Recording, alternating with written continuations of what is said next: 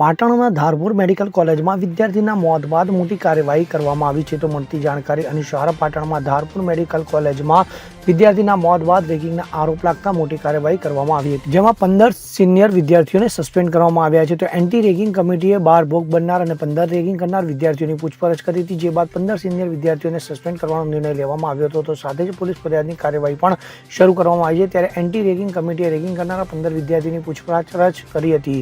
તો પોલીસ ફરિયાદની કાર્યવાહી શરૂ કરવામાં આવી છે. તો મળતી માહિતી મુજબ મૂળ સુરેન્દ્રનગરના જેસડા ગામનો અનિલ મેથાડે નામનો વિદ્યાર્થી MBBSના પ્રથમ વર્ષમાં અભ્યાસ કરતો હતો, ત્યારે આ રેગિંગની ઘટનામાં વિદ્યાર્થીનું મોત નીપજ્યું હતું. Bureau report CN24 news. હવે જુઓ દેશ દુનિયાની તમામ ખબરો તમારી આંગળીના ટેરવે. ઉઠાવો મોબાઈલ અને Google Play Store પરથી ડાઉનલોડ કરો અમારી CN24 ન્યૂઝ મોબાઈલ એપ.